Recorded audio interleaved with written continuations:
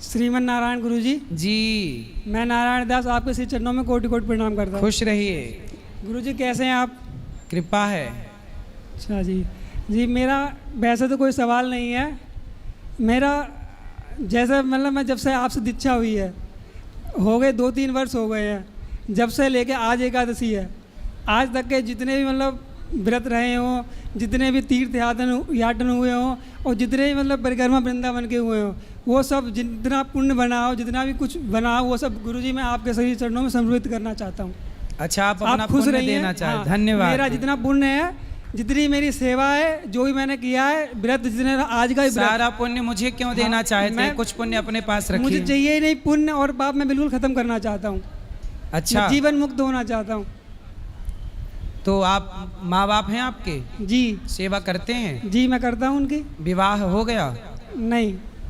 विवाह नहीं हुआ? नहीं। करेंगे विवाह? नहीं। क्यों? ऐसे ही बस 2 भाई हैं, उनका विवाह हो गया, मैं ऐसे ही रहूँगा। तो आप जीवन से मुक्त होना चाहते हैं? जी गुरुजी। क्यों? गुरुजी जीवन मुक्त होकर नारायण स्वरूप हो जाऊँगा, नारायण भगवान मतलब मैं होना चाहता हूँ, वैकुंठ जाना चाहता हूँ।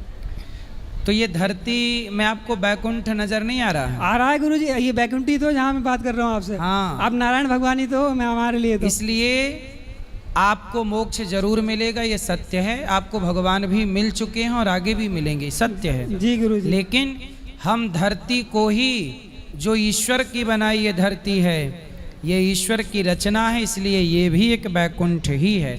जहाँ परमात्मा का स्मरण हो वही, जहाँ राम तहाँ अवध निवासु, जहाँ भगवान का स्मरण हो, भगवत चिंतन हो, वो भूमि बैकुंठ है। जैसे गुरुजी मैं ये जानना चाहता हूँ, जैसे यहाँ पे दुख या सुख है संसार में? सुख दुख नहीं होता। इच्छाएं यदि आ गई और पूरी हो गई तो वो सुख बन जाती हैं, और अधूरी रह गई तो वही दुख बन जाती हैं। जी गुरुजी। अलग से कोई सुख दुख संसार में नहीं है। इच्छाओं की पूर्ति हो जाना ही सुख है और इच्छाओं का अधूरा रह जाना ही दुख है। तो व्यक्ति अपने अपने तरीके से सुख दुख की व्याख्या कर लेता है और सुख दुख को समझ लेता है, वरना सुख दुख संसार में है नहीं। व्यक्ति अपनी सिचुएशन के हिसाब से क्रिएट कर लेता है।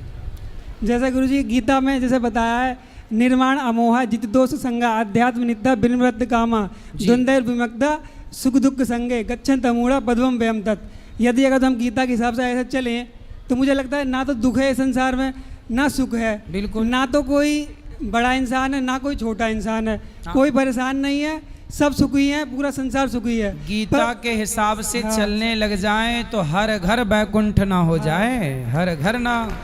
जैसे गुरुजी भगवान कहते हैं, ब्रह्म भूता प्रसन्न आत्मा न सोचत न कांक्षति समा सर्वेषु भूतेषु मद भक्तिम लब्धे परम। जो भगवान के शरण में आ जाता है फिर उसे कोई द्वंद्व रहता ही नहीं, कोई परेशानी रहती ही नहीं। ये जो प्रश्न लोग करते हैं कि मैं इनसे परेशान हूँ, मैं उनसे परेशान हूँ, तो इसका मतलब क्या है कि मतलब वो सत्संग नहीं करते। सही है। अगर वो सत्संग करें, नियमित रूप से कथाएं सुने, तो मुझे लगता है दुख है ही नहीं संसार में, ना दुख है ना सुख है। अब मेरे 2 मित्र हैं गुरुजी, मेरा तो कोई प्रश्न नहीं था, जो मतलब मैं आपको देना चाहता हूँ मैंने आपको दे दिया।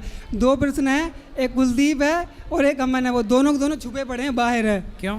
वो एक दोस्त है मेरा, वो शराब पीता है, बहुत ज़्यादा शराब पीता है, मांस खाता है, और वो आपके सामने इसलिए नहीं आया, आप ये कहते हो खाओ माँ कसम आज से शराब नहीं पीऊँगा मैं। तो उसका कहना ये है शराब पीने से आखिर क्या दिक्कत है? जैसे हम मांस खाते हैं, मुर्गी बकरे मतलब खाते हैं, उनका तो प्रारब्ध खत्म हो रहा है, वो तो जीवन मुक्त हो रहे हैं, हम खा रहे हैं, इससे दिक्कत क्या है? तो उनसे बोलो कि फिर तुम भी शेर के हवाले हो जाओ, शेर तुम्हें खा ले, तुम्हारा भी प्रारब्ध खत्म हो जाए, तुम भी मुक्त हो जाओगे। जैसे तुम बकरा बकरी को मुक्ति दिला रहे हो, ऐसे तुम भी परोस दो अपने आप को भेड़ियों को, भेड़िया तुम्हें खा के तुम्हें भी मुक्ति दिला दें। वो ये कहते हैं हम जो कर रहे हैं